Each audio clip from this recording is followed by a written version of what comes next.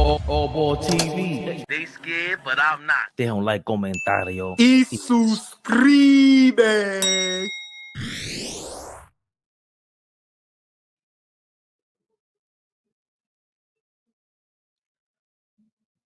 Yeah. Let me know I'm supposed to be scared. My daughter's in the building. She tried to get me to put on some like women's sweater, which I don't mind, but I believe this t-shirt is a little more sexy. Sexy on the eyes. He will be joining us, AllBall, the Grinch.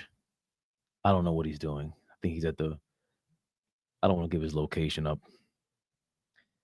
But you know who I be, man.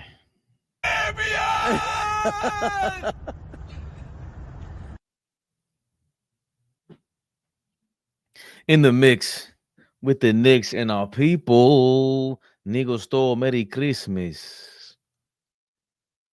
What you want to do? Pause what? I don't pause nothing. I'm 43. The way y'all coming at cat is getting tiring now. One shot D.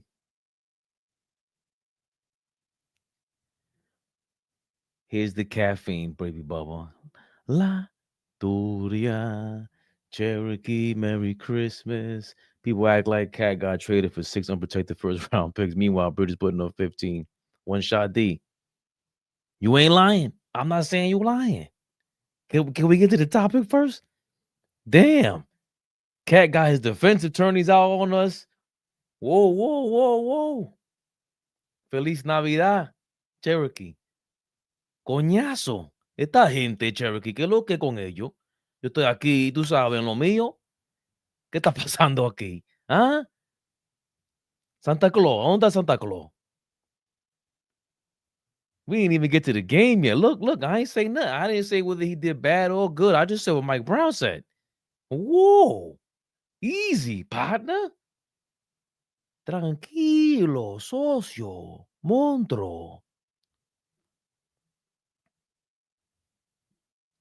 But you know we got to get right to it. Tomorrow's Christmas. Well, today's Christmas Eve. Not, you know, to give some TMI out here, but I had to take a lot of Maalox to show up today. And I'm sure some of you cat stands are going to have to do the same on this here episode of KNICKS Rehab. KNICKS Rehab, y'all.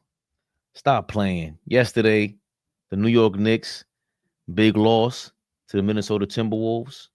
Former Nick Julius Randle decided, I don't know, he got a hit out on us. He wanted to know what was going on. Let's get in the mix with the Knicks. 115-104 loss to the Minnesota Timberwolves. You see it there. Ant-Man, a.k.a. Michael Jeffrey's long lost bastard son. 38 points. Big time points. 12 points for Josh Hart, 15 rebounds, 8 assists. Big stat game. You know, he gave you the usual Josh Hart performance.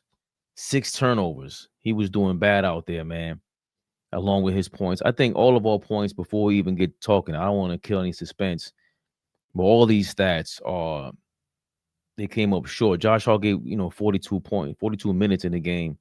A critical point in the game when he tried to trip Rudy Gobert after Rudy Gobert tried to swat the ball out of his hands and he got a rebound. It was getting testy, getting chippy. Can we fault Josh Hart? Yes. The hell were you thinking? You're -5 on the court. Karl-Anthony Towns with the big 40 points, 13 rebounds, big double-double, 5 turnovers. But plus-minus, he had the highest plus-minus on the team, +6. Mitchell Robinson, -15 plus-minus. The hell were you doing? Rudy Gobert was out there. You supposed to be his nemesis. The hell was Rudy Gobert doing? I mean, Mitchell Robinson doing? 26 minutes? Here we go. Do you expect him to play on Christmas, guys? That's what we should put in the poll. Do we expect Mitchell Robinson to play on Christmas Day? He played 26 minutes last night or yesterday. Do we expect him to play tomorrow on Christmas Day? Will he give us the gift? I doubt it. I'm 30-60. Mitchell Robinson does not play tomorrow against the Cavaliers, even though he destroys them. You should stat pad against them. I'm ranting. 15 points from Mikal Bridges, 7 to 16 from the field, 3 rebounds, 1 turnover.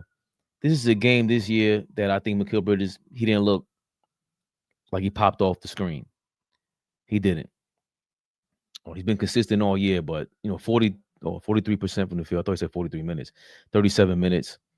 So him and Josh Hart played the most minutes. And I thought Mike Brown brought him in way too late in the fourth quarter. I thought if we had a chance to come back, I think we were down 8, 108-90 around there, and Bridges should have been in there. I thought Jordan Clarkson played way too many minutes. 29 minutes minus 9. Maybe Mike Brown's looking for a way to get Mikal Bridges back in the game after being in there for 30 plus minutes in the fourth quarter. And of course, Psycho Tycho, some call him Tyler the Creator, almost a triple double here. People think it's a leap game. I think I seen after 2 games ago, people were saying, they were jumping on the Tyler Kolek bandwagon. Come on now, y'all. Jeremy's house, what's going on? I gotta give a special shout out to Jeremy's house. Love the email. This guy shows that he's very attentive, and just like the rest of you guys are. But we really appreciate that over here, AllBall TV, Jeremy. Trust me, like that was very put the full screen up. That was very official for you. Just we're growing as a channel. We're doing our thing. We see the thing popping up. I know we're doing our thing when Tori B. She's just beyond supportive and just the kind words. I know we get mixed up. It's all toxic over here because we New York. But if Tori B says we're on our way up, we're on our way up. And Jeremy's house, just evidence of that, showing us, extending his hand to help us out. That was amazing, bro. Yeah, our people replied. Hopefully it goes through. That I know True Skills emailed us too on the website, and we received it, and we were trying to email him back, and then we can't find an email. So we got to do something with that website email. And just for anybody who's doing a YouTube channel, if you got any merch, start it up on Shopify. Don't go with Squarespace. I'm gonna delete that website, man, because YouTube ain't rocking with them. You can automatically link your merch stuff to the Shopify website, and they'll post it right there at the bottom. So I think there's something going on with the email, Jeremy's house. But either way, we got the email, man. What you did was tremendous. Back to the matter at hand. Tyler Kolek, 20 points, 11 rebounds, 8 assists, almost a triple-double. Mike Brown touched on this too as well. It was a great game for him, stat-wise. But we'll get into like in the first quarter, he looked like he was short on his shots. Mike Brown spoke to that. With Kolek, the way that he ended the second half was great. I know we're gonna go point to the stats here. He had 14 in the second half, 6 of 12 from the field, 7 rebounds, 5 assists. So the crux of his points and his stats came in the second half. But was he amazing? I don't think anybody was amazing yesterday. Like these, and that's the key point for me. Like Josh Hart, 7 points, 8 rebounds in the second half. Karl-Anthony Towns had 16 of his 40 in the second half, 9 rebounds at that time. So he started picking up his rebounding in the second half. Mitchell Robinson, 5 rebounds in 11 minutes. I'd even get to the Timberwolves here though. 38 points for Ant-Man. He's a big dog. He's a baby. He's not even where he's gonna be. Like his footwork and his mid-range game isn't where he wants it to be at. And he called himself out last year where he's saying a year or two from now, I'll probably be at where I'm at because he added the 3-point shot last season. This season, he said he's working on his mid-range more. He's gonna be just, face of the league. He'll get there. And one thing I always say about Ant-Man, Anthony Edwards, is that, Michael Jordan came in the league at 20. D Wade came in the league at 21, 22. Kobe was a baby, a real baby. Like nobody talks about how Kobe Bryant came into the league at a real 17 years old. What other 2 guards? Clyde Drexler is now forgotten about as a 2 guard. He's now forgotten about as a 2 guard. And they had time to work on their game. Ant-Man came from Georgia. comes into the league, and he's looking phenomenal. He's not just all talk, which is his talk is crazy. He talks ridiculous, but another outstanding game from him. Athletically, he's superior to most, 99.9% of the league. 25 from Julius Randle, the former Knick. He really picked it up, right, in that fourth quarter. That's when it was, because we go to the second half, out of the 25 points, 19 of them was in the second half. And then look, boom, go to that fourth quarter, 17 of his 25 points in the fourth quarter. I think he scored 13 straight. He went bananas. Like, he turned it up, his aggression, everything, and he felt like he could, specifically when Karl-Anthony Towns got the 5 fouls. Once he got his fourth or fifth foul, Karl-Anthony Towns could really zoom in. Once Cat got his fourth and fifth foul, he was in foul trouble. Julius Randle felt like he was going to turn it up in the fourth. Ant-Man was getting blitzed, the double teams. Randle's just a superior athlete. Another thing I want to look at is the free throws real quick. Hold on. How many free throws did he shoot in the fourth quarter? I'm going to guess at least 4. He shot all 5 in the fourth quarter. So that's what it looked like. And that's his real only advantage over Karl-Anthony Towns. When you talk about that trade for those two guys, his real advantage over him is the free throws. It's hard to ref a guy like him, LeBron, Shaq, Giannis, all those guys. Funny to put Julius Randle in a conversation with Giannis, LeBron, Shaq, but these guys are very hard to referee, and you can tell just watching it on from the couch. For me, the top players that get hacked the most that I've seen in my lifetime that don't get the calls, Karl-Anthony Towns might be on that list, but Steph Curry's on that. Is at the top of that list. And Carmelo Anthony might be second, and Karl-Anthony Towns might be top 3. But Julius Randle, the God gift, the nature boy, he really took advantage of his physicality yesterday, and he really put a work into to the Knicks and Karl-Anthony Towns in them. 3 points for Goldberg. No, I'm sorry. That's the second half. 11 points for Goldberg, 16 rebounds, 6 offensive rebounds, 2 assists, 3 blocks. You can see the way they work Rudy Goldberg into the game, especially Ant-Man. They throw him alley-oops and stuff, but he's a little more coordinated than Mitchell Robinson. And that's another thing. Before I get to that, hold on. Before I get to my other thing, which is the Mitchell Robinson attempted alley-oops, horrendous behavior by I don't even know who to blame for that shit. At least they tried. 8 points for Mike Conley to round it out. 8 points, 11 rebounds for Naz Reid. He looks like he's trying out for a new team. Bones Highland hit a couple threes that were just annoying. He's been on 20 teams already. Jalen Clark hit a 3-pointer at the end of the third quarter, I think, or at the end of the first half. That was annoying. I remember that vividly. And 3 assists. And DiVincenzo was out there passing that rock off. He had 8 assists, 3 or 7 from 3. The former Knick himself, who's allegedly trying to work his way back. And of course, we did not play with Jalen Brunson. We did not play with OG Anunoby. We still missing Deuce McBride and everything like that. So let's see the game charts real quick.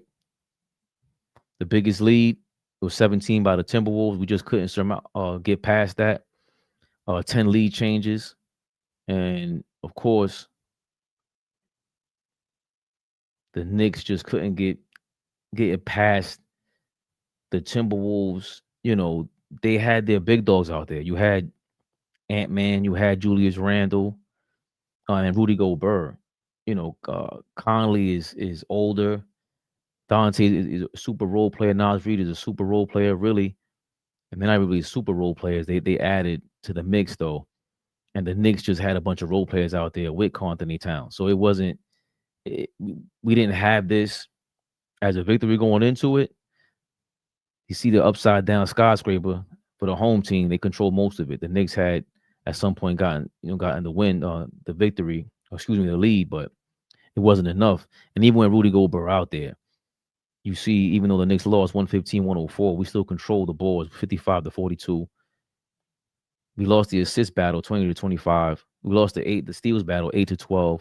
We lost the block battle 2-9. Like, Rudy Goldberg and them, Naz Reid, they showed face out there. And without Brunson and OG out there, you had shots that we took that weren't beneficial to us. they were going to be at a disadvantage because you have Kolek out there. I think he got blocked a couple of times.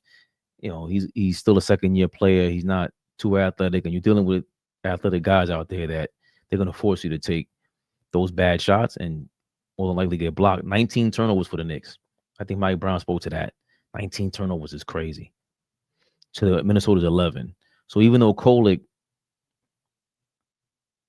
I don't think he had too many turnovers, but if I look at Josh Hart and Karl-Anthony Towns, they were turning the ball over a lot. 41% from the field, the Knicks shot. They ain't going to win you too many games, especially when you don't play defense. So 45% of the Timberwolves, 36% from three, the Knicks shot, and 32% the Timberwolves shot from three. So the Timberwolves, who are looking to improve that, rumor mill has them going for Kobe White from the Chicago Bulls. They're looking for a point guard in general. I want to see if we can read anything about the Knicks involving themselves in a situation like this, or any situation in the NBA where it involves getting definitely a perimeter defender with Shamet out, Deuce out. They would add to this perimeter defense, but it's hard to just have effort guys being defenders.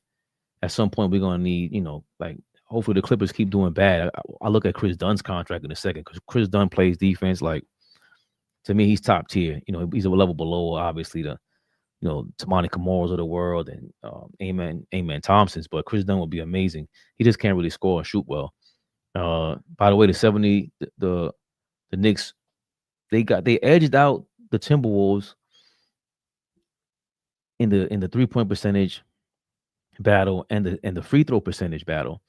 36% 3-point percentage to the Timberwolves 32. Free throw percentage wise, the Knicks had 73% to the Timberwolves 69, and here points in the paint 54 for the Knicks to Minnesota's 42. So that was Cat. Hart was getting to the basketball, even though Goldberg was blocking them. They were putting pressure on Minnesota. That was the frustrating part about this game. Second chance points 25-17. So even though we had 19 turnovers, we still only had 20 fast break points for Minnesota off the 19 turnovers. So that's damn near 1 point a turnover. We normally turn over the ball 12 to 13 times. Obviously, with Brunson not being there, he's pretty decent with the rock. OG being there, they make better decisions. And Kolek, if he had shrunk his time, he's a guy, Tyler Kolek. He tries not to turn the ball over.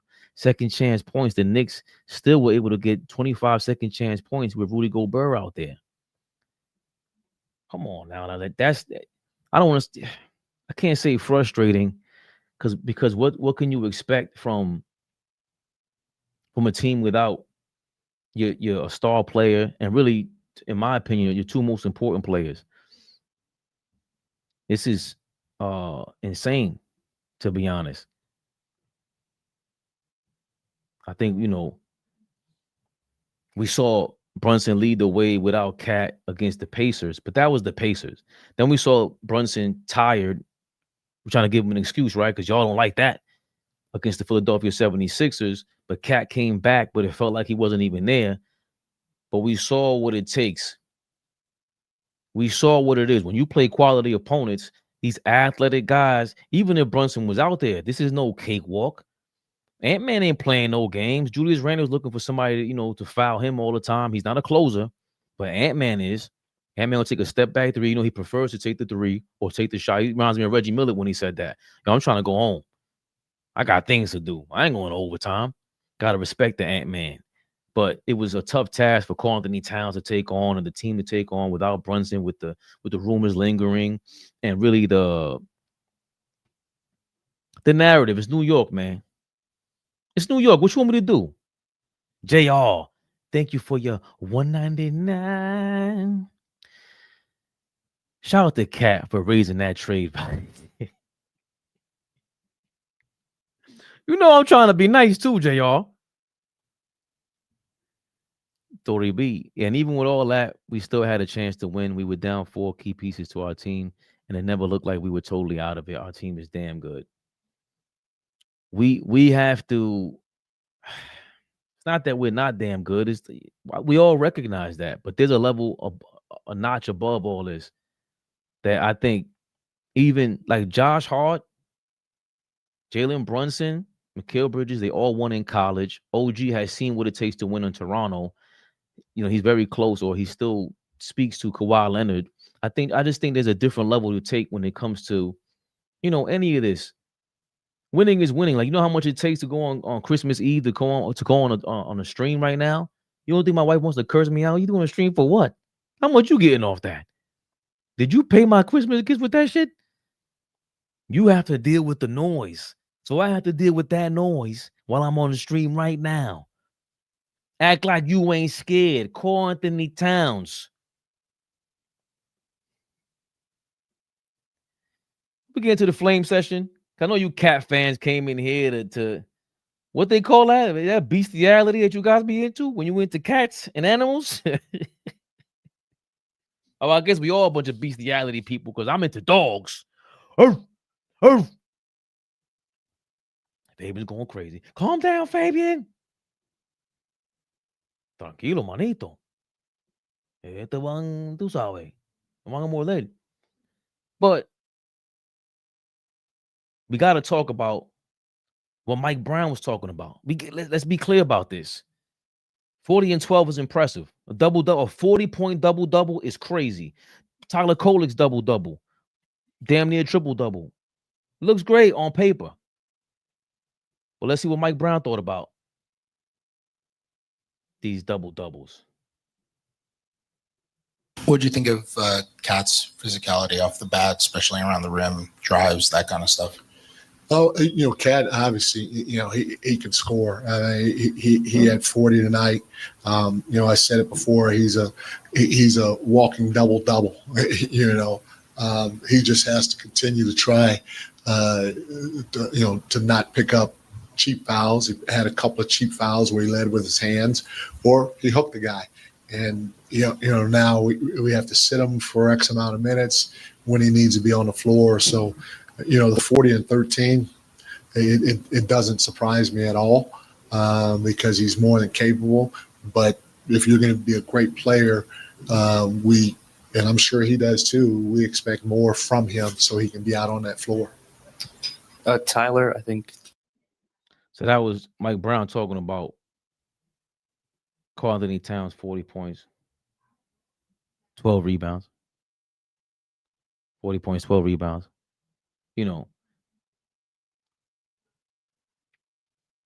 said he's a walking double-double. He just has to continue to try to not pick up cheap fouls. 40 and 13. It doesn't surprise him at all. He's a walking double-double. That's what Mike Brown said. And I don't know about you guys, but I'm watching the game, and it felt like, especially when Karl-Anthony Towns goes off ball, especially with him being the passer that he is, because that pass that he threw to Huck Pauly after the offensive rebound with the one hand, that one-handed pass that Karl-Anthony Towns does around a defender, amazing. Top notch, top tier. I don't say the best we ever seen, but it looks like it. It looks like a superpower. But it just feels like a disappearing act. It just does. He had 40 points, and it was like, he had 34 going into the fourth? Let's make sure. I want to say he had 34 points going into the fourth quarter.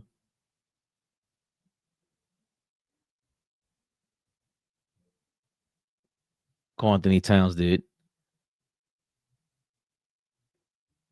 Fourth quarter, Karl-Anthony Towns scored 9 points. So he had 31 points in the fourth quarter. 31 points going into the fourth quarter. And I'm not saying it didn't feel like anything, but if it wasn't for those points, where would we have been?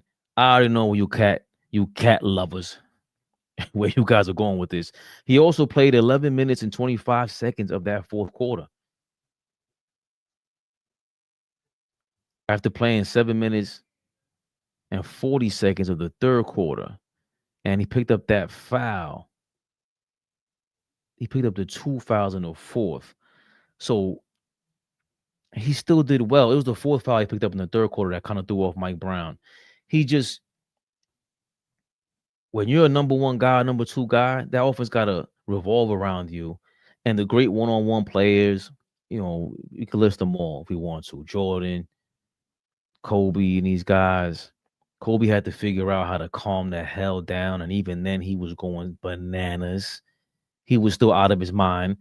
Carmelo Anthony doesn't get a fair shake because when he was here, that team that he had when we played the Pacers, it's not like he had a team like that throughout. Jalen Brunson is now in his 4th season as a Knick. He's gonna have a lot of questions to answer if they don't get this done. And this is 2 years back to back with Karl-Anthony Towns. It's all also on him, even though he wasn't in this game. What is the game plan? Can he motivate Karl-Anthony Towns not to be more like him, but to make him realize, like, yo, you ain't even really gotta be. You don't really have to score. You can make this game easier for everybody else. Because even with his passing, with Karl-Anthony Towns passing, he ended up with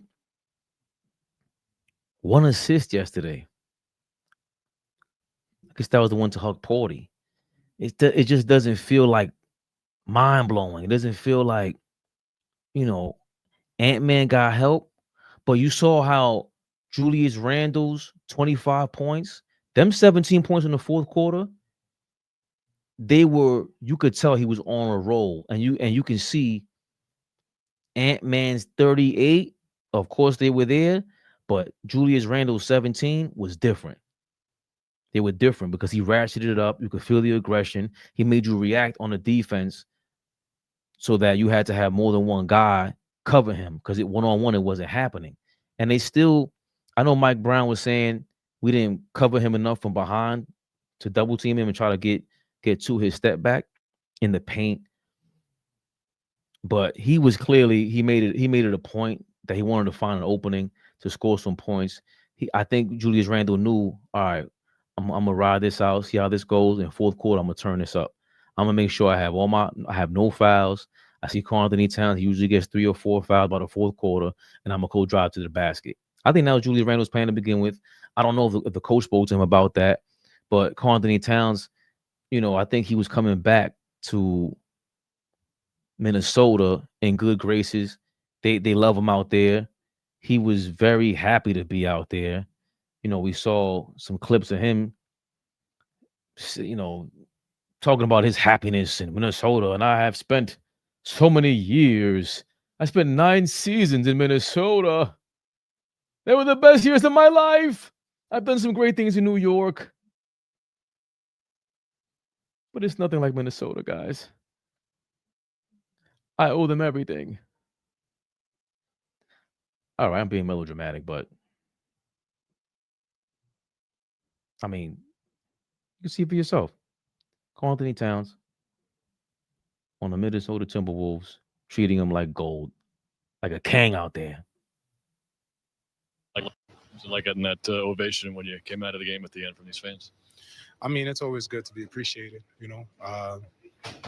There's nothing more valuable in this league, in this job, than to be respected. So I left my heart, my soul here in Minnesota, and for the fans to just, even after it's like 2 seasons away, to respect me the way they do and to think of me so highly and to appreciate what I left on the court tonight it means a lot. It means really a lot. It means a lot. It means a lot. What's ridiculous, Tory B? He's a number 2. He's supposed to be a number 1. Let's cut the shenanigans. We don't got the kid gloves on. You're in New York. Can't play these games. Can't play these games. I don't care what they did for you, Minnesota. You know what will happen for you in New York if you start going crazy? Because even when you win a game a certain way in New York, if you play our style, you know what they're going to do for you in New York? You're going to walk around and feel like a king in New York City. There's a difference with the way we look at Charles Oakley, John Starks, even with Patrick Ewing. It took a long time for people to get over the Patrick Ewing hate. It took me up until like 2008. My man Jesus, I got a homeboy named Jesus from the Bronx, to get over the Patrick Ewing hate. Because I was like, they tried to say he was better. David Robinson was flat out better than Patrick Ewing. I was like, wait a minute. Hold on. Who the fuck is David Robinson and Patrick Ewing, bro? You ain't talking like this if Tim Duncan's not there. He's the same tin man that we always called him. That's all. Wolverine, me personally at this point, I do not just want Karl-Anthony Towns traded. Let's not be liars here.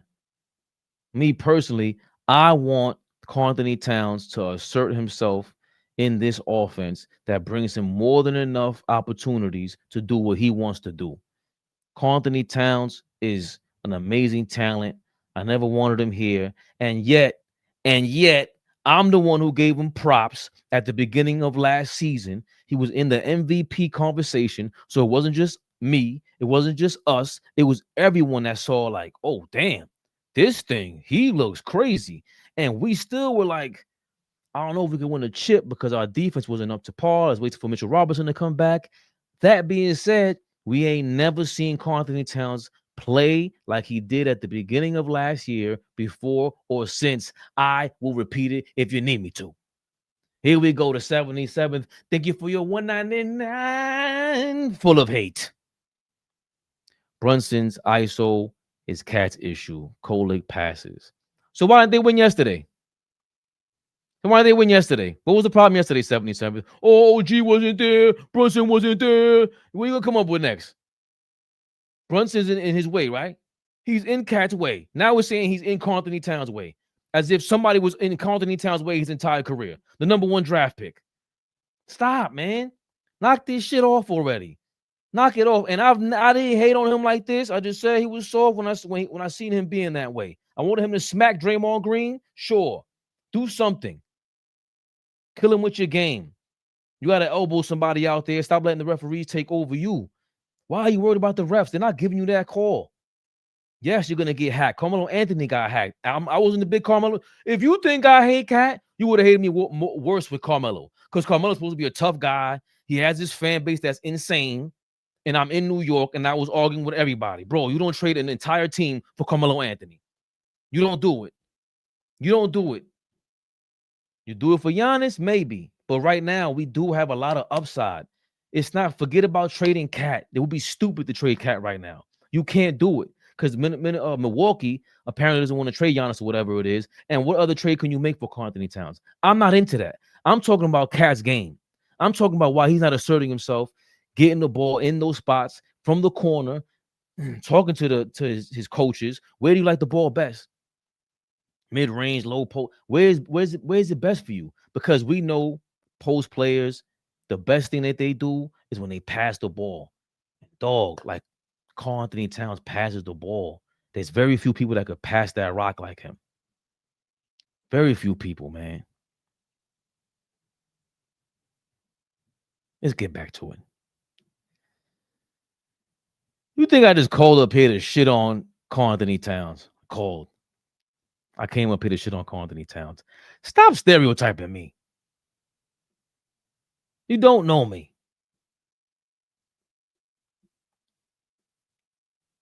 Let's get into this. So I like what Mike Brown said about Tyler Kolek. Try to get back to that. I like what he said about Tyler Kolek. Hold on, I got the order in my head. Right? Because damn near triple-double. It was great for what Flea would call the box score watchers. But again, Mike Brown speaking our language. He spoke our language. It was a great stat. Don't get me wrong, it's Tyler Kolek, but Mike Brown, tell him how you feel. Tyler, I think career high minutes, career high points, career high rebounds. Just, what did you see from him today? Tyler was good. He was good in spurts. I thought he tried. He struggled initially. He was, I think, 3 for 10 at halftime, and he ended up being 6 for 12 in the second half. And we needed to get scoring from others, so he stepped up in that area. To get 11 rebounds at his size was fantastic too in 31 minutes. So for a young guy, he tried to do what he could while he was out there, but we need more from him. Probably more so defensively than offensively at the end of the day, if we expect to get a win on the road. And just with Julius, you guys did a good. Julius Randle. Who cares about Julius Randle? It was Tyler Kolek was, I don't want to say great. See, the way y'all think, the way I think of it crazy. 20 points. What the fuck was his stat line? Because y'all be pissing me off with this dumb shit. 20 points, 11 rebounds, 8 assists, 3 steals. Great second half, like Mike Brown said. Yes, it was a scheduled loss, like you said, Mo. But for him to take the next level, he's gonna have to physically get into a different kind of shape. Because I could see his legs giving out in that first quarter. Because he had to move around a lot, and those were some athletic dudes out there. You have to run around now with guys who've been in the league. They've been training. They're naturally more gifted than you, and you saw his legs just come up short with a lot of shots, even floaters, 3-point shots, everything. And it was just the first half. Because if Tyler Kolek would have had a first half like he did the second half, oh my, I think the whole game changes. Maybe similar to Karl-Anthony Towns. Maybe he had to turn up in the first half like he did the second. I mean, he's scoring wise, he was great, Karl-Anthony Towns. But same thing with Tyler Kolek. Maybe he was nervous. I don't know. I don't want to give him any excuses. But they also spoke to ad nauseum. He's in the school of Jalen Brunson. Tired of hearing that shit, but they're right. I can't be mad at Tyler Kolek. He looks amazing. His step back, the manipulation of his game. She's not going to get the foul calls. We don't expect it. But come on, a pump fake, pivot, and finishing the paint with Rudy Gobert in there. He was so gassed up. He tried to lay it in on Rudy Gobert like in the third quarter, mad crazy. I was like, yo, Tyler, you are wildin'. And of course, that shit got smacked back down to the fucking gym floor. But I like the fact that Mike Brown is not holding back with these guys. You guys don't like it. We got Flea on here to curse me out. Flea on here to curse us out in case we talk differently. Sometimes we sound like fans, and sometimes I just sound like a damn coach. Yo, this is what I would say to you if I was on your team or if I was on the sideline. Yeah, you did all right, but there was another level we could have taken. And Kolek is obviously competitive. Josh Hart is out of his mind. Trying to trip Rudy Gobert like that. Out of his mind. And of course, we can praise Psycho Tycho, man, for that, for showing up. Because if he put up a dud in the second half like he did in the first half, I wouldn't sound like this, right? I would sound even crazier. He's bounced back from having his shots being short in the first quarter. He bounced back from that. Karl-Anthony Towns did bounce back from the first 3 quarters being cool. That fourth quarter, he was still trying to bring us back. Without him, of course, it looks even worse. He gets the easiest shots out there. He was dominating Mike Conley, a couple guys out there. But in between all that, Tyler Kolek was playing amazing. In spurts. That's what I like about what Mike Brown said. It was in spurts. So that has to come from conditioning. And we're big on, like, there's no way Tyler Kolek is not in the gym. To be able to perform like that at that level, I'm watching the game. My wife was like, "Who's that? That guy's a basketball player?" I said, "Yeah." He's like, he looks like a Wall Street bro, or a financial bro, whatever you call it. And it's true, but to be able to handle that role of being a backup, filling in for Jalen Brunson, the pressure's on. The pressure's on. What you gonna do? They say you Jalen Brunson Jr. Let me see what you got. And they did a decent impression of Jalen Brunson. I can't front on Kolek, man. I can't front on Kolek. All the Kolek supporters from last year with Tibbs, they said, yo, just playing more minutes.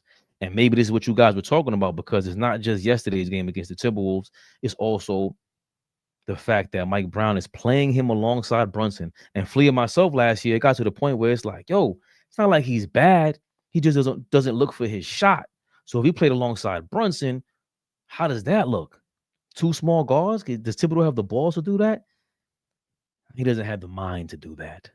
But Mike Brown definitely does. Tyler Kolek is prepared for so many moments now going into the year 2026. Like, forget about everything else I said. Tyler Kolek is now more prepared in his life to deal with everything basketball going forward into 2026. That's my final verdict. I sprinkled some hate, I sprinkled some love, but the final verdict, bang, bing, bang, dang, dong, dang.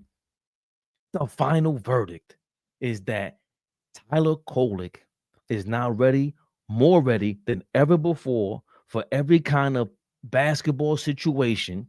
You got athletic guards from Philly, from Minnesota, from San Antonio. Yo, these are 3 loaded perimeter teams.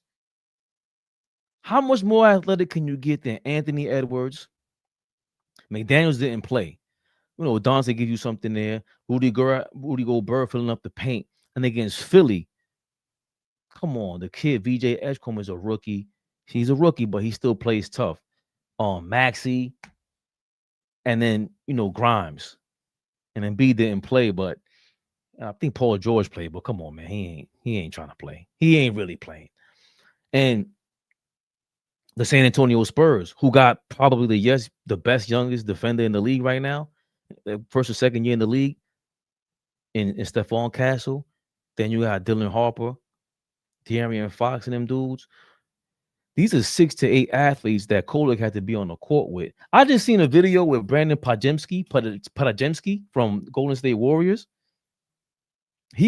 They said that he went to like a D1 school and he was so trash that he transferred to Santa Clara, which was not a D1 school, and he didn't play any NBA talent. So then that's where Golden State had drafted him from. It sounds like propaganda, but the point is that Tyler Kolek, he didn't do that. He went from George Mason to Marquette, right? And then he went to the NBA. So he's been leveling up.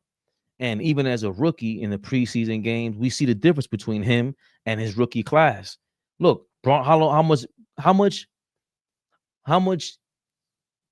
attention does Bronny James get, right? And the one thing nobody could do is argue with a Knicks fan about who was the second round pick. Why aren't you guys talking about any other second round picks? And we sitting there like, no, you ain't talking to us. I ain't talking to us. We looking at Huck Porty and Tyler Kolek all day long. I don't know what you talking about.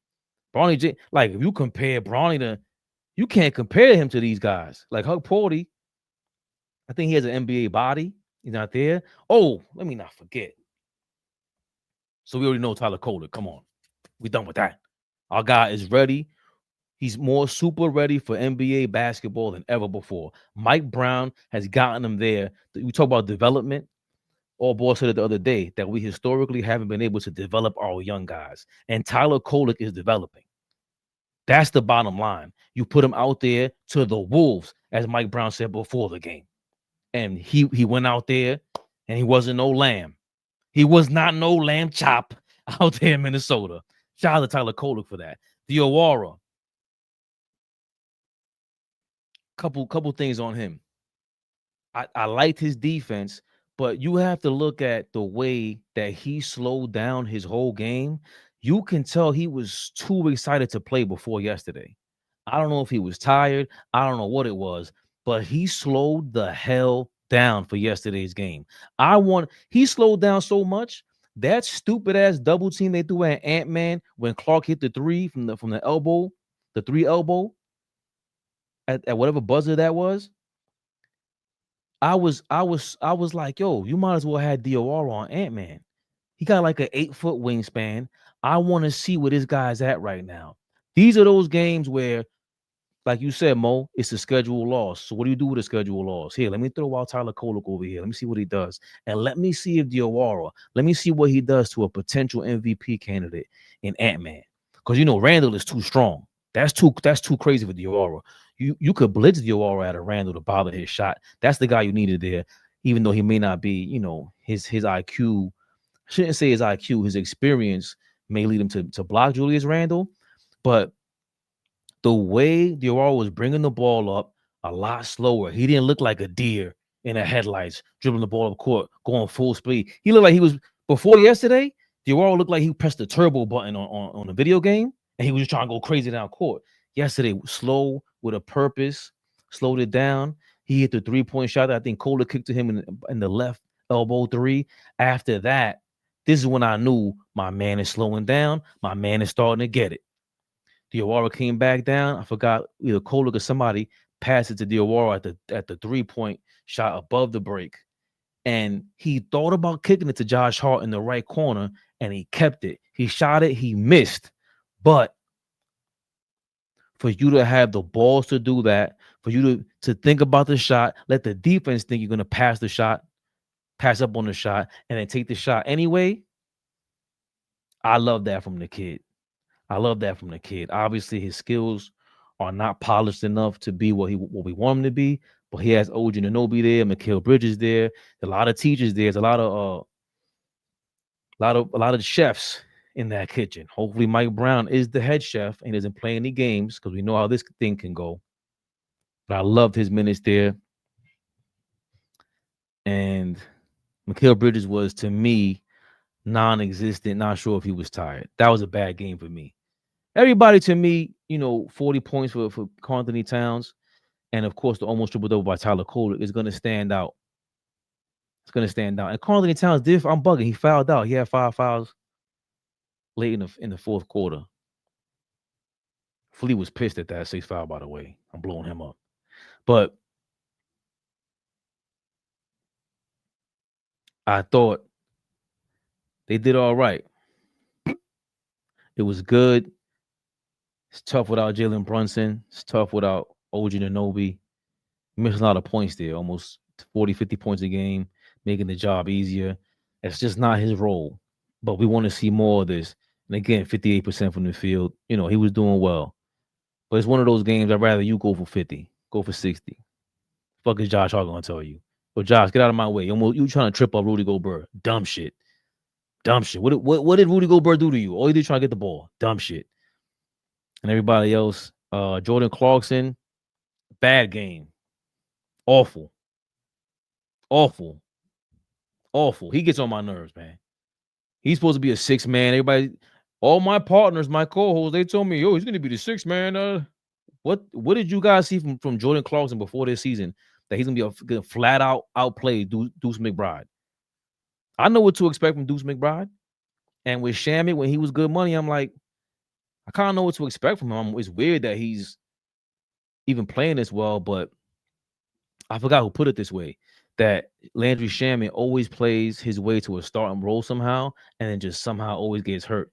It's like how I felt about, here's my reference to January 2024. It's how I felt about Julius Randle when he flew into the sky in Miami Heat and then dropped to the ground and shoulders separated. He flew too close to the sun. And Landry Shamet seems to fly too close to the sun. It's unfortunate. But hopefully we could talk to our brujos and brujas. Tú me entiendes? We put a little spell out there. We say, for the laundry, for the laundry, for the laundry.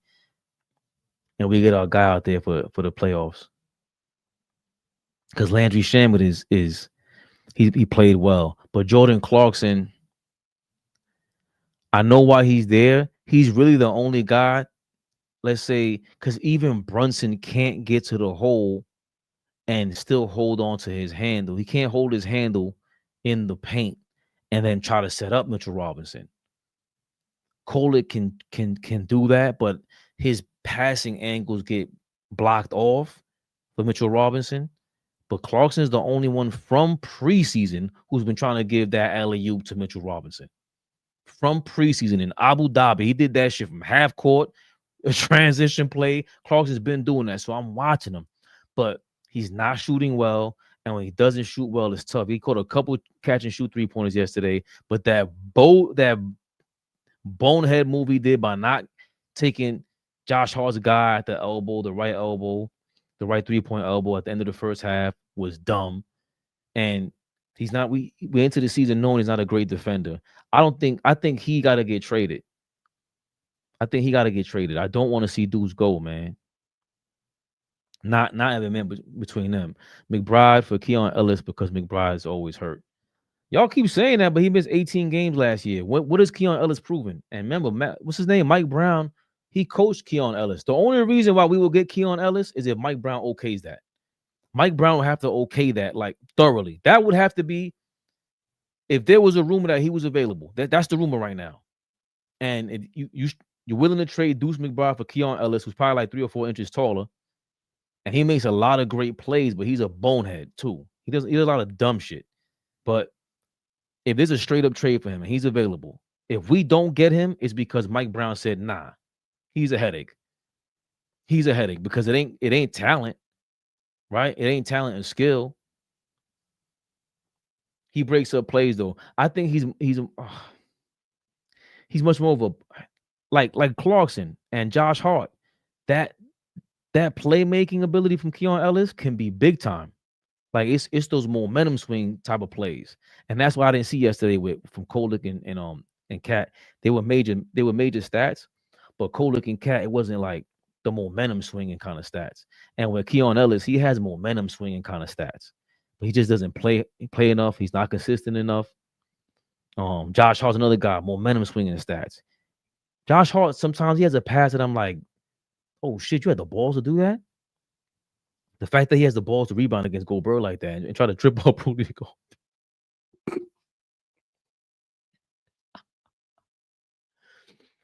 Yo, Josh Hart is a nutcase, man. Josh Hart is nuts. The ovation Cat got from the fans was the first love he got from fans in a month. I don't blame him. We beat that man into the dirt. Mo, I'm sorry. He better go wear his construction gear, his Timbs, go get some dirt-proof shit, whatever you got to do. We ain't playing with you, Karl-Anthony Towns.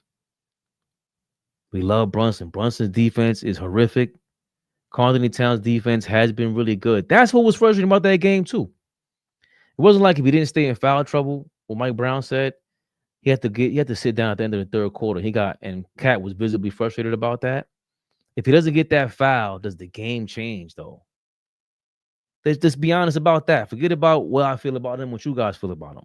How does the game go for Karl-Anthony Towns and the New York Knicks if Cat doesn't pick up that fourth foul in the third quarter?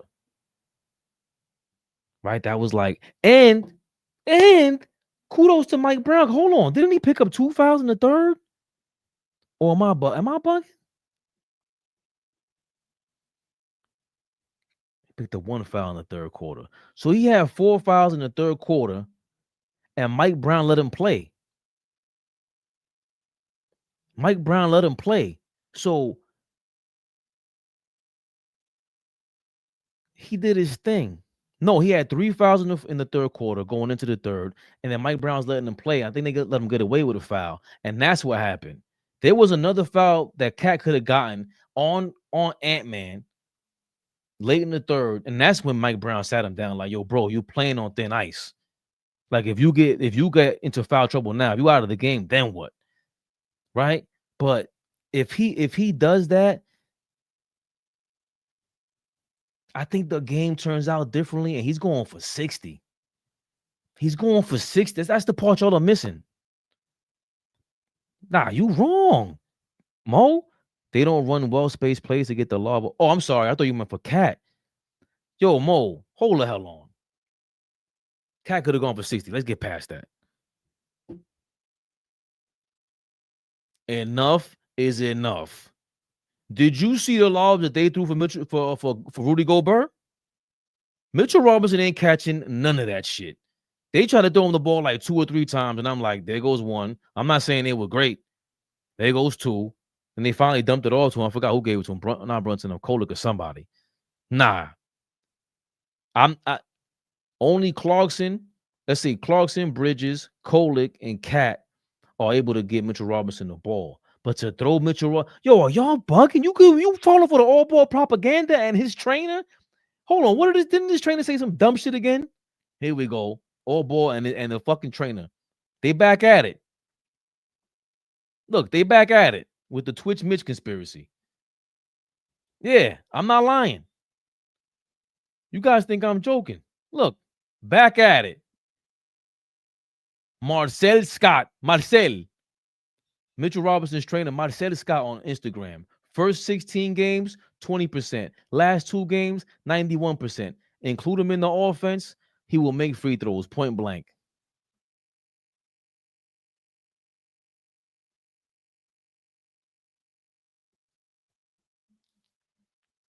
Marcel, what offense, what part of the offense you talking about, big dog? What is he talking about? Chat, please tell me. How can he run? Yo, he's not really built to set the pick and dive. And I saw, was it Kolek or Brunson? I thought Kolek the night before, but I think it was Kolek. Mitchell Robinson would set a pick. No, it was Brunson the game against Philly. Mitchell Robinson would set a pick, again, left elbow 3, and he would dive to the basket a couple times. But Brunson didn't pass to him. I don't think Brunson ever has good passing lanes. He doesn't have them with his little T-Rex arms. I'm not trying to give him any excuses, but there were other plays where Brunson would do a give and go action while he's dribbling the ball. Because, you know, my worst pet peeve about Jalen Brunson is when all that dribble bullshit and he ends up leaning towards half court. Why are you going that way? What are you doing towards half court? Once they blitz, you throw the double team, you stuck in the corner. Where are you going with that shit? Now, it's not just harder to get weave out of it with your handle. It's harder to pass out of it. You got 4 arms in front of you. You are not 6'6", right? And it's even harder to give it to the next guy over so you can do a give and go. And that would help someone like a Mitchell Robinson and a Karl-Anthony Towns, matter of fact, right? He can't dribble into double teams. And also for the teammates, this is what also gets on my nerves. If you see a blitz coming at Brunson, even if they're just showing, yo, go towards the ball. Go towards a passing lane. Do not go behind in front of Jalen Brunson's view with the 4 arms in front of him. Lean towards one side where the 2 arms is at, so he could try to get it in between somebody's head, somebody's arm to the side of them. You have to see this earlier than usual. I know you're used to Jalen Brunson going ISO, and it's annoying. That shit it gotta be annoying as a teammate to watch. Oh shit, here I go. I gave Jalen the ball. You know what he's gonna do. So you just sit and chill and wait for that bullshit. So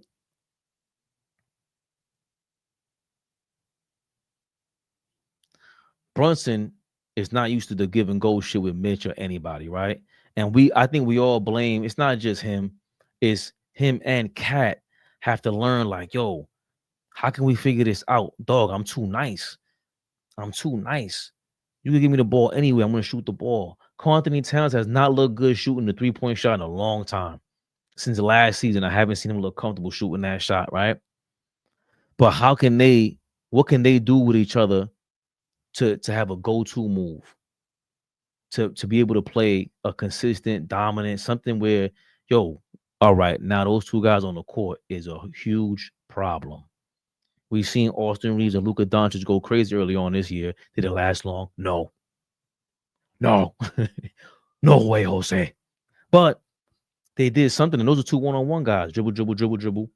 You know, Karl-Anthony Towns, maybe those specific spots on the court, run more action through him, but he has to be more aggressive with that. And I don't see how that leads to any Mitchell Robinson lobs. He shouldn't be part of your first, second, third, or fourth options. Mitchell Robinson is only meant for broken plays. That's why he gets the ball off the rim. Like Tyler Kolek one time when Goldberg was on him, he went to double him. He threw the ball high off the glass because he knew who was there waiting for him. That's when Mitchell Robinson pushed. Mitchell Robinson got away with some shit. He pushed Rudy Gobert into Tyler Kolek for that foul. And I didn't even peep that till the referees called it from the replay. But the first time Mitchell Robinson caught that crazy shit off the rim, bang! When he caught that, he pushed Rudy Gobert also. But again, those are the broken plays that we're talking about. Because, yo, if we get you the ball, how much can you really do, Mitchell Robinson? What are you going to do? You ain't even got the ugly-ass Bill Cartwright chuckaroo. You ain't got none of that shit. What the fuck is Mitchell Robinson going to do? He gets stuck. He don't have a little left-hand jump hook. He has nothing. That shit, yo, Mo, from what I see, I think the players look at it like, yo, if we get this bum ass nigga the ball in the fucking dunker spot and he doesn't get to dunk it or a little fucking finger roll, he's gonna turn it over and look crazy. And he's gonna have to look for one of us. And we don't even know how to react to a Mitchell Robinson being stuck in the paint move. They have no plays for a Mitchell Robinson being stuck in the paint glitch. Do you want Mike Brown to run plays and draw plays for Mitchell Robinson stuck in the paint glitch? Because that's what it's gonna be. You want to see a lot of that shit? I don't. Why do you want to see Mitchell Robinson with the ball in his hand? That shit is ugly basketball. Fair. I love Mitchell Robinson for what he is. I love OG Anunoby for what he is. OG was starting to look mad comfortable in his mid-range, the pump fake. He was getting his Kawhi on a little bit. Kawhi light. He was Kawhi light.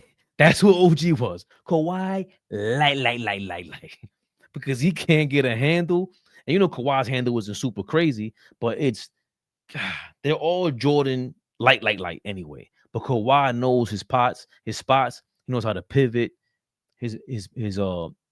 The mid-range, the fadeaways, even the straight up shots, that mechanical shit. But OG is attempting to do his Kawhi light maneuvers. And we love the rip-through move that he was trying this year. A lot more coordination to him and just a lot more comfort in that shit when he gets the ball at the right elbow, takes the one dribble, pivots, and then fades away is dope. That shit is dope from OG. It's not sweet yet. It's not sweet science yet. Because, again, he's starting to normalize himself there, right? But what I'm saying is Mitchell Robinson can't do none of that shit, Mo.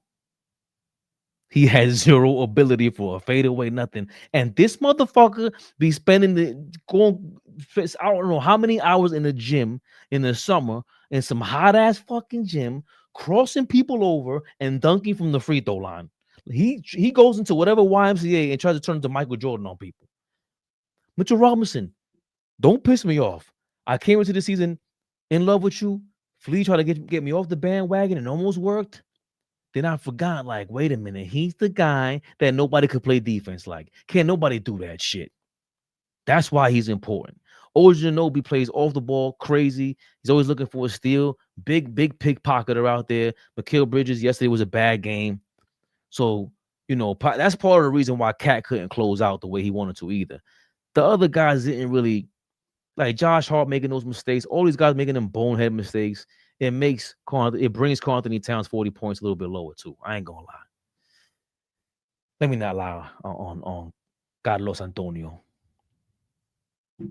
El barrio de Carlos Antonio. Let me not lie to him. But all these things combined at this point, I'm rambling. All these things combined, it's set up for, you need to play perfect against Minnesota, who's pretty much healthy. Aside from McDaniels, they sat him down. So, we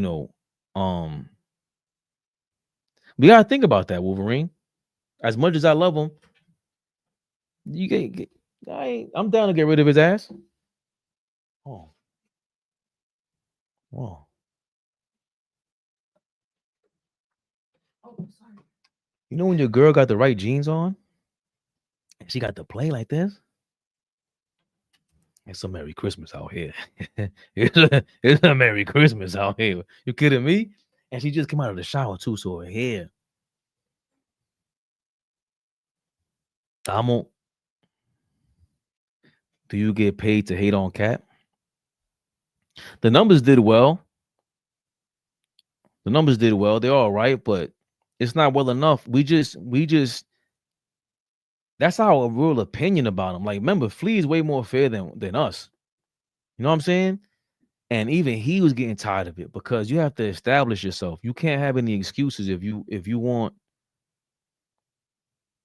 really want to take to a championship level, Wolverines. Like, I understand what you're saying. Lay it easy on them or whatever. I'm not laying it easy on them. Yo, we shitted on. It was so bad for Randall that he said I had to start smoking weed and bro, just play ball. But Julius Randle's a lunatic. Let's start there, right? Go to therapy, whatever it is. I think everyone needs therapy to live in New York City. So kudos to Julius Randle for sending everybody a message. Put the weed down, go get some therapy in New York. That shit is wild over there. Everybody got a damn opinion. Everyone thinks they're right. Everyone thinks they're a star. Look at me, I got a Santa Claus hat with these glasses. You don't even know what I think I look like right now. Tremendous. Tremendous. Are you kidding me? And I got to look. Chaos. What am I? The chaos coordinator. The Grinch. I got the Grinch shirt. So that's the personalities you're dealing with in New York City. It's a melting pot. But I don't get paid to hate on Cat. This shit, you think, yo, Michigan, if this shit was, if my rent depended on hate from Karl-Anthony Towns, you would never see me again. The fuck are we talking about? He gets paid to deal with the hate. Not me. Not yet. I don't know if I can handle that kind of hate either. Might be sitting there crying in my room, worse than Cat. Trying to DM Cat, like, how did you deal with this? Carlos, ¿cómo? ¿Por qué te estás hablando así? ¿Qué tú hiciste? Esta maldita gente. Me está jodiendo, bro. Yo. Well, nah, we don't get paid to hate on them. Even with Brunson, you see, it's not that I was holding him down. I just seen it that he turned up to a level that these guys turned up to when Brunson got hurt last year in the final 10 games of the season. You know what else I wanted to talk about real quick? Let's glaze Josh Hart. Do you want me to glaze Karl-Anthony Towns? Is that what it is? Glaze sounds crazy, by the way. Me saying that, you want me to glaze Karl-Anthony Towns? If there was ever a time to pause something, it would be then. I mean, they glaze this guy on national TV. What is wrong with me? Did I set this up right? Let me set it up better. Josh Hart is the New York Draymond Green? Huh? Here we go. Knicks star lineup. Back in Knicks star lineup, Josh Hart's making all-star case. He does everything well. That's Jalen Brunson on Josh Hart. His impact, you can't really tell from the stat sheet. That's our guy, Ian Begley. This is after the 47-point game that Brunson had the other night against Miami. They speak to Josh Hart's impact. His impact, you can't really tell from the stat sheet, but the eye test, everyone knows that he's a competitor. He brings a winning style of basketball to this team. I think he does a great job pushing the pace, and he presents a different obstacle for the opponents to have to deal with. That's what Karl-Anthony Towns said about him. I think he's done a great job of utilizing his game, what he does best, and maximizing our team's chances to win. Mike Brown said he's a guy that just does everything well. If you're not careful, you may look at it and say, well, he can't really do this. Nah, he does everything well. He does a couple things at an elite level, and when you have a guy like that who's pretty selfless, it can bode well to connecting the group, no matter who's on the floor, who he's on the floor with.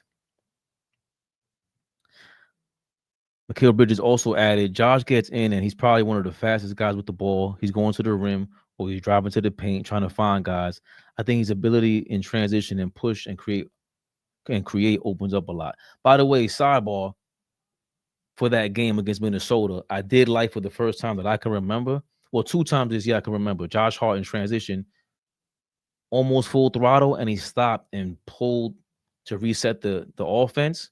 Yesterday, that was dope. He needs to make that a habit, because if you're going 1-on-3, if you're going so fast that all you see is the opposing jerseys, you got to chill out unless you got the driving lane, which sometimes he does. He creates that by going fast.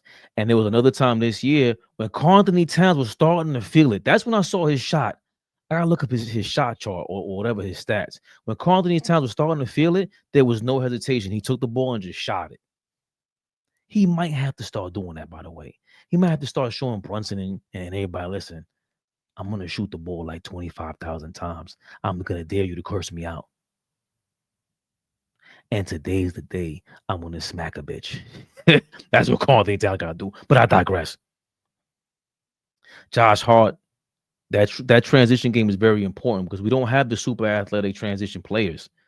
Anunoby looks ridiculous with the ball in his hand, to say the least. Mikal Bridges is pretty good in transition, and Josh Hart is a creator in transition. Like, as that lunacy about him, it's high risk, high reward. And the high risk is usually being able to penetrate a defense and get to spots to pass or score where it gives you an opportunity to, complete the offensive play. And then you got to run back. I like what Mike Brown talked about, the next play speed. The next play speed. Tim Duncan is like the should be the logo of next play faces, because every time he finished the play on offense, he put his head down, always ran. It's not entertaining. It's not R&B, but I like a part of that next play speed is the falling down business. Josh Hart could fall down a lot. The complaining to the ref, that hinders the next play speed. Because as much as Karl-Anthony Towns complaining to the ref, Josh Hart gotta shut the fuck up. I even seen Karl-Anthony Towns grab Josh Hart at the end of the first half, like, Josh, come on, like, I got some Minnesota things back there. What you doing over here on the court? What are you gonna do? Talk to the ref about what again? You've been bitching about that for 2 quarters, man. Come on. I didn't see Hart really listen to him like that. The clip was cut short. Cash should have stepped in between him like Brunson did to him. Fuck that cat. Smack these dudes. Smack Josh Hart one time. Fuck it. I'm hating on Josh Hart while we're praising Josh Hart. AllBall TV, you gotta love it. Hart's individual numbers is as of 2 days ago. He's averaging 15 points, 9.3 rebounds, 5.7 assists while shooting 52% from the field, 52.6% from the field, and 40.7% from 3. Shit. I'm going to zoom in on that. God damn, Josh Hart.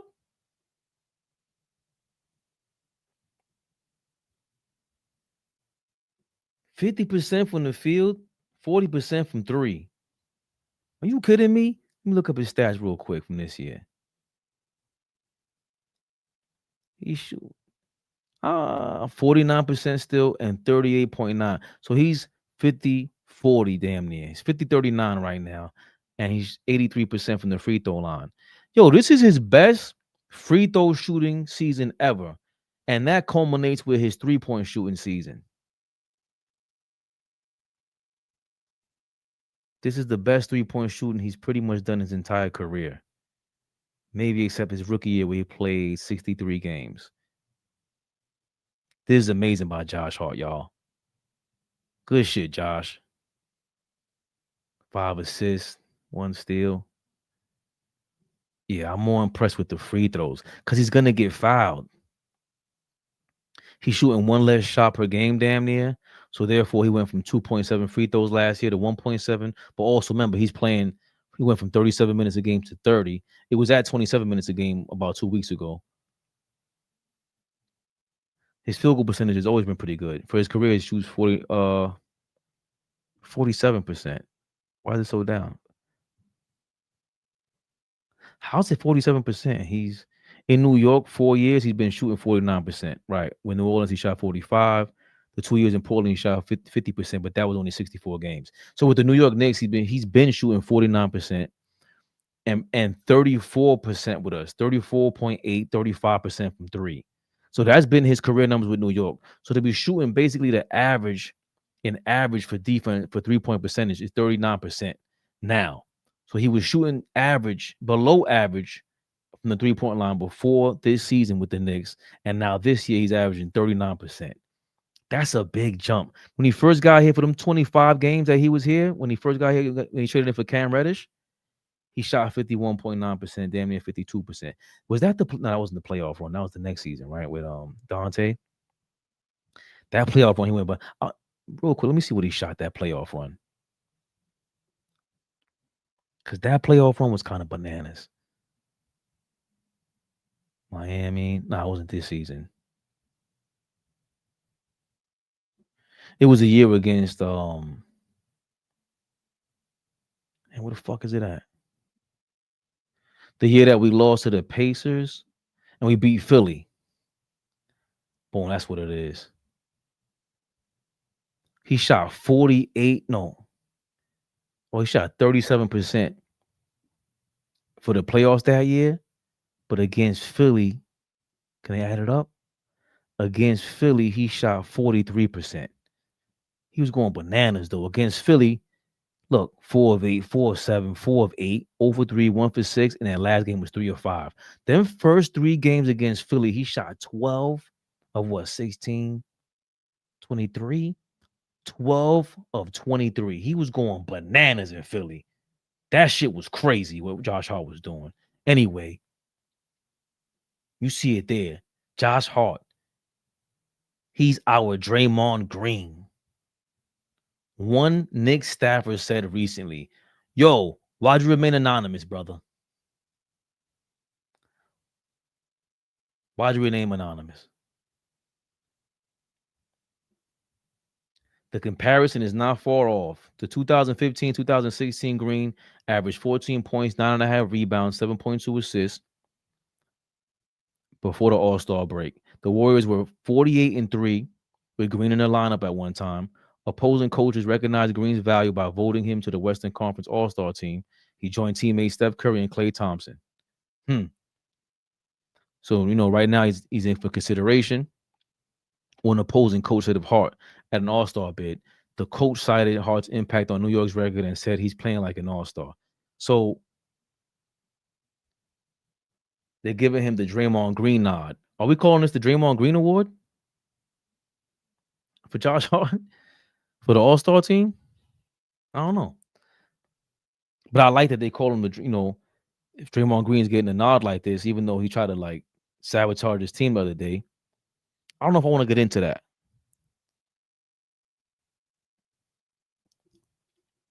But we do know Draymond Green almost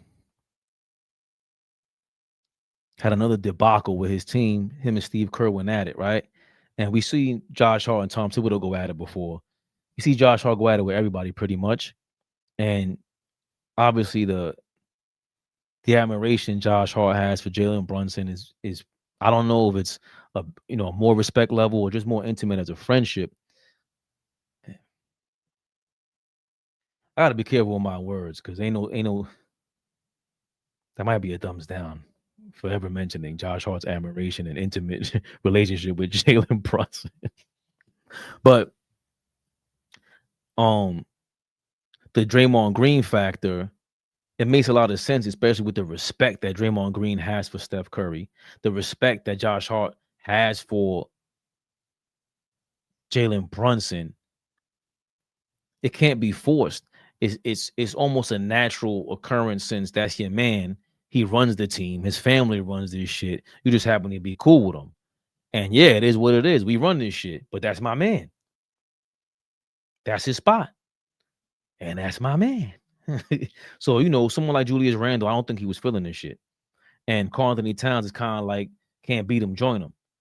I think OG on the low was like that last year too. Like, listen, y'all talking too crazy. I don't give a fuck who you are. I'm getting $40 million from you guys. Your uncle better pay me. That's all I know. Tío, yo quiero mi dinero. Mi funda. Mi bulto. Que lo que. So, I like the similarity, though. Draymond Green and Josh Hart. Obviously not as many wild incidents, but the volatility is similar.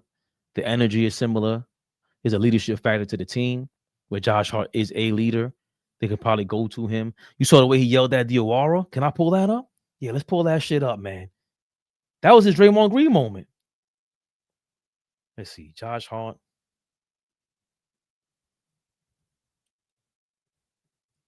Diawara.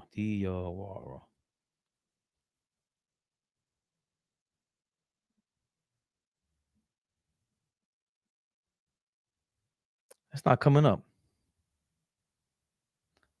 Why are you making my editing that much harder?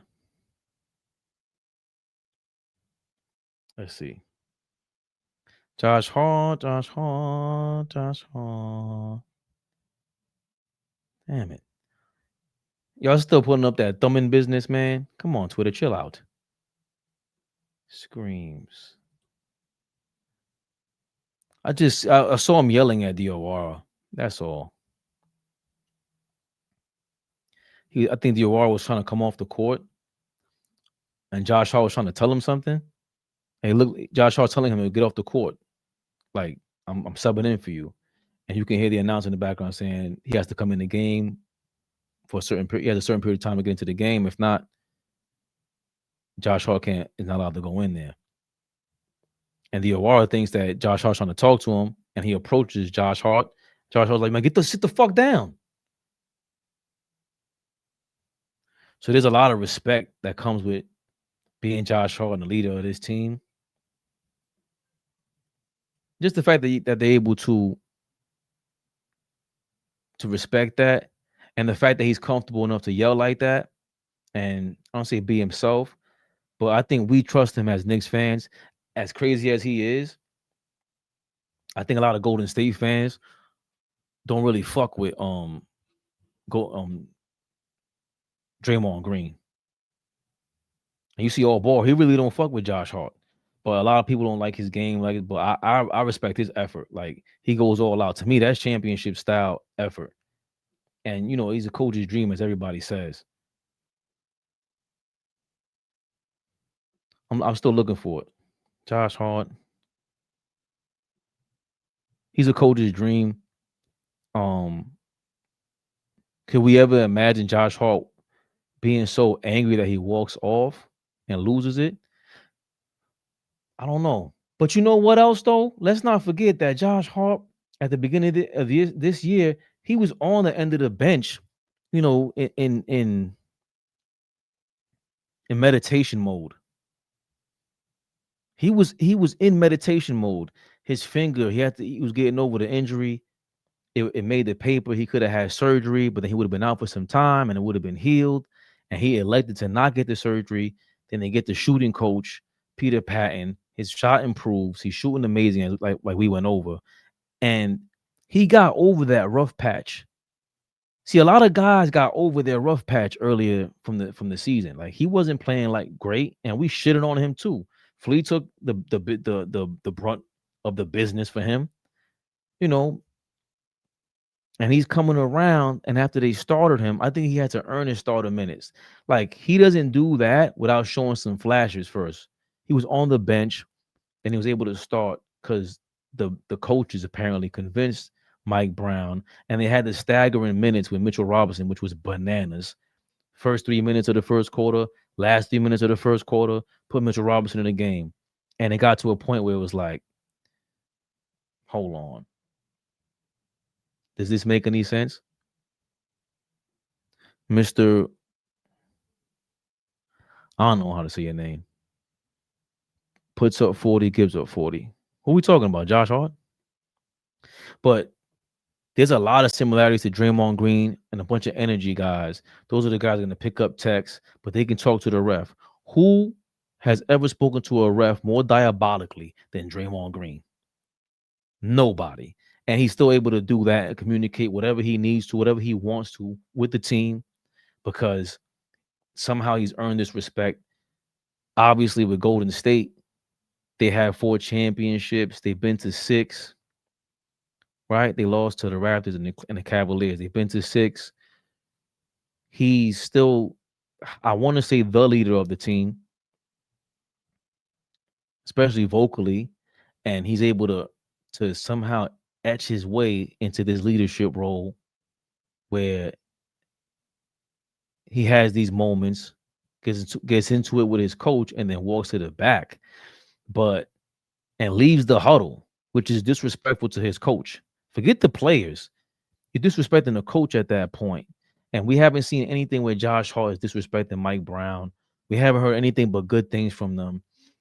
And you can tell when Mike Brown holds somebody, when he likes someone, when he likes their game, and he wants to see more from other people. I think with Josh Hart, what is he really criticized about him? You know what I'm saying? Like, after he got rolling, he got to the starting lineup. He's just been totally complimentary of him. And You see with, like I say, a Huck Paudy, he got to stay ready. When he uses words like that, that means he really don't believe in you like that. But you better be ready. And you see, he said the same thing with Yabusele, and Yabusele's out of the rotation. On the low, he's out of the rotation. He couldn't get no minutes against Minnesota. Out of the rotation. He's gone. And the trade rumors came about, and you leaked that shit to the French newspaper like a little fucking foo-foo, a bougie foo-foo. You definitely can't come back to the Garden. You looking crazy out here. You have to have a monster game. People got to get injured. You get into the game and start slamming people on the floor. If you start clotheslining people and doing like the Rikishi move on the court, Yabusele, then maybe we'll take you back over here in New York. That means I'm getting hungry if I'm talking about Yabusele doing the Rikishi. It's getting crazy, y'all. Listen, we should be back tomorrow. I didn't give you any Cleveland Cavaliers preview. Let's do that real quick because the Cavs,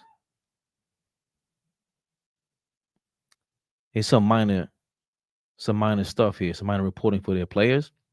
Sam Merrill, he missed 14 games. He's back after spraining his hand. Garland had 10 points and 8 assists Tuesday as he completed his first back-to-back set following left toe surgery in June.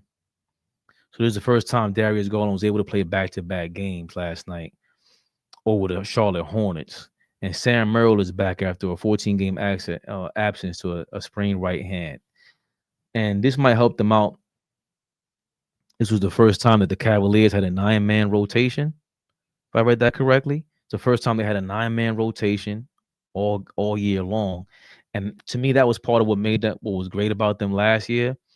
That was smoke and mirrors though. Because once like the Miami Heat offense to me is smoke and mirrors. You could kick that ball up court, do whatever the hell you want. Like that shit is all good until now we catch up to you, and now you got to go play half-court offense. Now we playing basketball. What you doing with all that? And I ain't talking to Yabusele. I ain't pausing nothing, Flea. I'm 43. But the Cleveland Cavaliers, you got Donovan Mitchell. He's great one-on-one. But what are their real sets on offense? Like, who's setting the screen for real? Mobley and Jarrett Allen? Them dudes is weak. And they know they scared to death of Mitchell Robinson. I would sit Mitchell Robinson just cause. Nah, we taking yo Mitch, go back down south with me. Go celebrate Christmas, bro. You see these guys in the playoffs. Fuck that. Like the way he dominated them, I thought we should have swept them. We played them in the playoffs 2 years ago. I was like, yo, this is an easy sweep. Like they don't rebound the ball like Mitchell Robinson. They're about to get killed.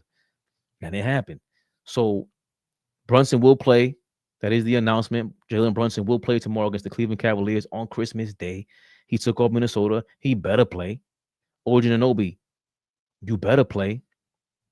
We don't know if Mitchell Robinson is playing. He played 26 minutes yesterday. You ain't fooling me, Mitch. The cadavers ain't shit. You guys are worse than us when it comes to like flaming people. You just don't want us to flame whoever you don't want us to flame in the moment. We got a fire under people's asses, man. And that's pretty much it. Kenny Atkinson said it just kind of slots everybody in a better place. It kind of slots everybody in a better place than they have been. So I think he's been big. Having Sam back, it makes a huge difference. That's in reference to Sam Merrill. But Kenny Atkinson, you be talking, man, you talk a lot of wild shit. Kenny Atkinson, you talk a lot of wild shit. Fuck Sam Merrill, Kenny. You better get your life in order. Then they say, I seen Donovan Mitchell.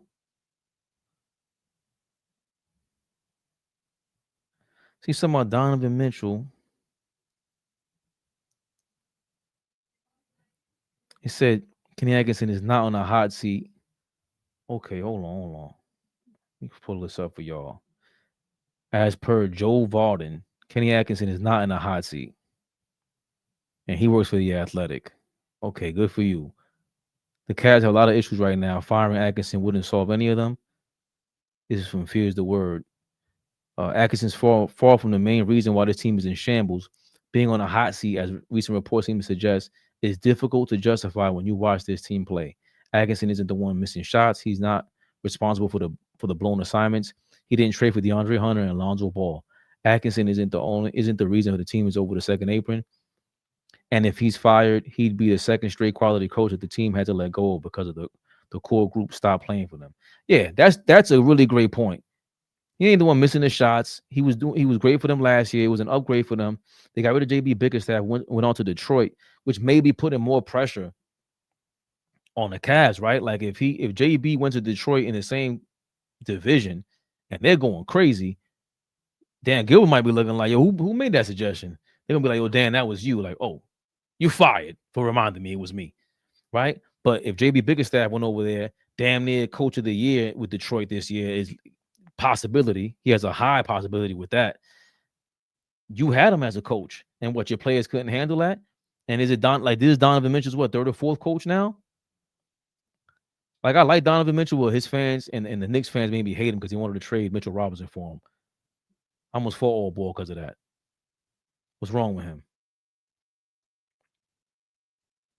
There have been rumbles in coaching circles that pressure is mounting on Kenny Atkinson. That was the Stein line. See, that's Mark Stein starting some bullshit. The Stein line, Mark Stein. I know about you, fat boy. Nah. I'm a fellow fat boy now too, man. Chill. Find someone who loves you the way Kenny Atkinson loves and trusts Sam Merrill.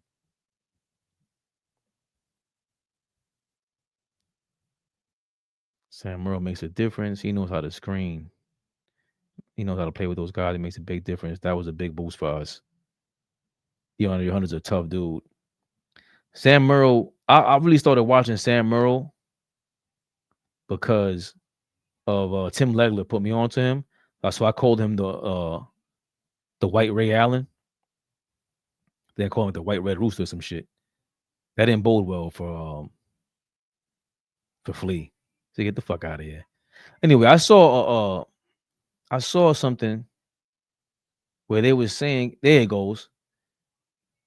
If the Cavs were to move on from Kenny Atkinson, Donovan Mitchell's preferred interim head coach would be Johnny Bryant.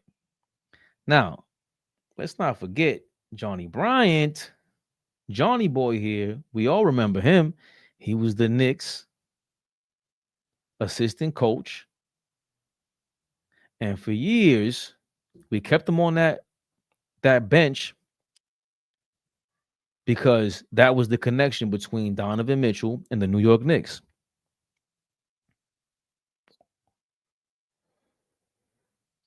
Yes, they wanted Lonzo so bad. Who did? Point them out, please. That's another guy you guys hyped up, Lonzo Ball. Like, bro, as much shit as Stephen A. Smith takes, he has yet to be proven wrong about that. Lonzo Ball, you saw him go on a fast break the other day, and he had to pull up. He was by himself damn near. All he needed to plant was 2 feet, bang, bang, for the transition basket. Dog. His knees are giving out, man. I ain't pausing nothing, Flea.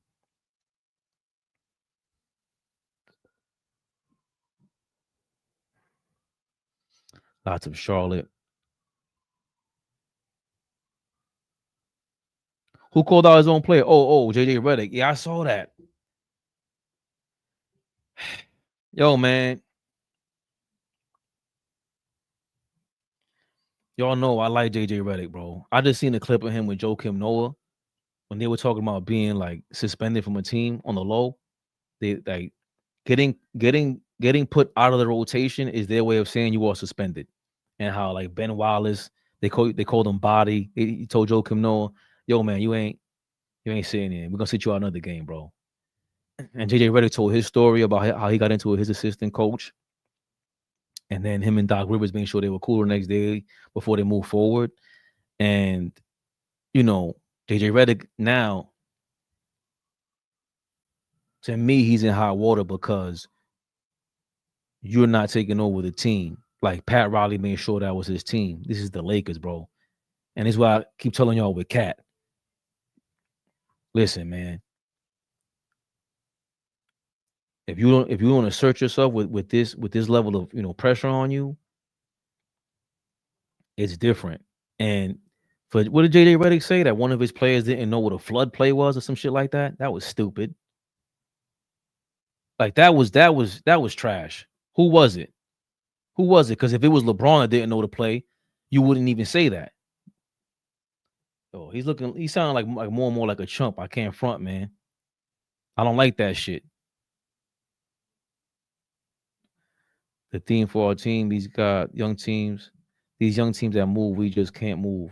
It's like we're stuck in the mud. It's like we're stuck in the mud. Against who? The fucking the Phoenix Suns? Look at his face. He aged 10 years. You getting that 40 million, no problem. No. Look, this is the video I was talking about. So we had a guy the other day who hasn't played a lot, who didn't know what a flood was in the middle of the game. So we're clearly, when we're not healthy and we haven't been healthy, we clearly have some room to grow in that area. We had a guy the other day who hasn't played a lot, who didn't know what a flood was. He didn't know what a flood was. Guess what, JJ Redick? Neither do I. Let's look it up. What the fuck is a flood? You guys know in the chat? I know the flood play on for a running back in the NFL. Flood play basketball. Right? Flood basketball zone offense. Okay, cool.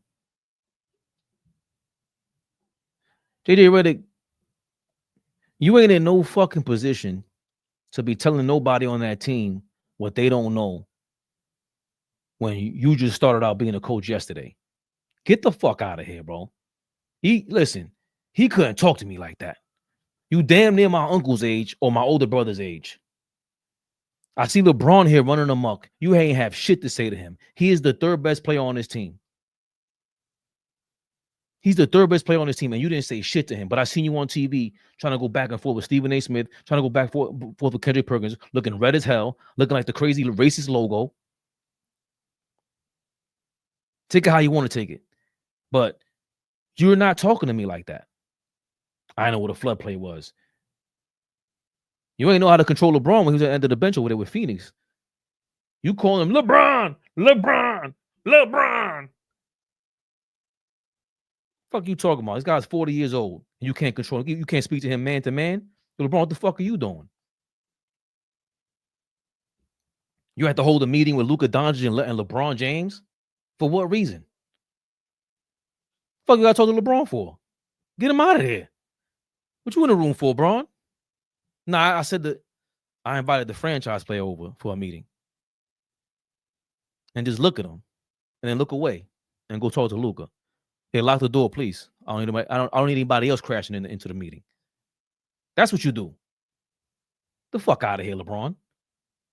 That's why I don't like when people, if you're going to be ballsy with everybody. To the owner, to the general manager. That's why I respect CP3. He's a dick to everybody. Draymond Green. He's selective. I almost fucked up with that one. He's not a dick to everybody. He ain't stepped to Dylan Brooks the other day. He stepped to that little white kid. But he got Steph Curry with him. Who you got, JJ Redick? And quietly, Luka Doncic. See that with how all balls going crazy, talking about Deuce McBride is injury prone. Luka Doncic is injured again. So is it the weight? Is it the workout? You have to be ready for Laker basketball. To be the face of the Lakers is damn near to be the face of the NBA. Because if he goes on fire, they catapult you to number one as a Lakers superstar. That's what they're gonna do. You get look what they did, the Nike commercial he got. The Jordan Brand commercial. Isn't he with Jordan Brand? Or did he switch that up? The bad Luka shit was dope. But that's another guy. See, y'all think we shit on Cat. Luka Doncic, what does your little triple doubles mean? You don't play any defense. And then JJ Redick had to pull you into a meeting to talk about your defense. JJ, who you think you're fooling? That was your maneuver to try to get them to understand what a flood play was? That was your second best move?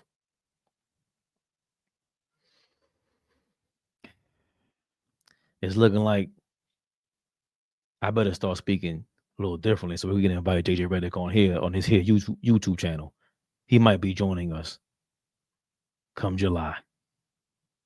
We might see him right here next to AllBall TV, and we go, yo, JJ, how that feel? Look who we got next. JJ Redick is in the AllBall TV building.